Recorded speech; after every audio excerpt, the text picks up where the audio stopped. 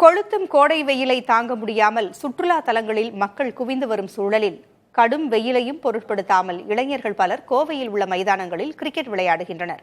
இதுகுறித்த கூடுதல் தகவல்களை செய்தியாளர் சுதீஷ் வழங்க கேட்கலாம். கோவையை பொறுத்தவரைக்கும் ஏப்ரல் முதல் வாரத்திலேயே கோடை வெயில் தாக்கம் அதிகரிக்க துவங்கி இருக்கிறது. இந்நிலையில் என்னதான் வெயில் அடித்தாலும் கூட கோவையை பொறுத்தவரைக்கும் மைதானங்களில், விளையாட்டு மைதானங்களில் இளைஞர்களுடைய அந்த விளையாட்டு ஆர்வம் குறைந்த பாடில்லை.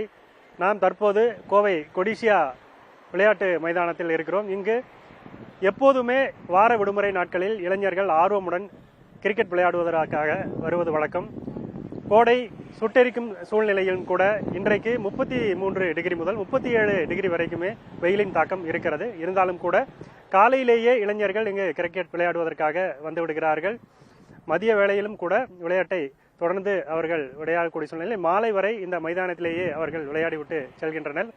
இடையிடையே குளிர்பானங்களை குடிப்பது, இளநீர் போன்ற குளிர்பானங்களை குடிப்பது, இங்கு இருசக்கர வாகனங்களில் பாதாம், மில்க், கூல்ட்ரிங்க்ஸ் போன்றவை இங்கு கொண்டு வந்து விளையாட்டு வீரர்களுக்கு அவர்கள் விற்பனையாளர்கள் வந்து கொடுக்கிறார்கள். அதனை வாங்கி குடித்துவிட்டு தொடர்ந்து இந்த வெயிலை பொருட்படுத்தாமல் அவர்கள் விளையாடி மகிழ்கின்றார்கள். வெயில் எங்களுக்கு ஒரு பொருட்டே அல்ல, விளையாட்டு தான் முக்கியம் என்று கோடை வெயிலையும் பொருட்படுத்தாமல் தொடர்ந்து விளையாடக்கூடிய இளைஞர்களை இங்கே பார்க்க முடிகிறது. புதிய தலைமுறைக்காக கோவையிலிருந்து ஒளிப்பதிவாளர் தீபனுடன் சுதீஷ்.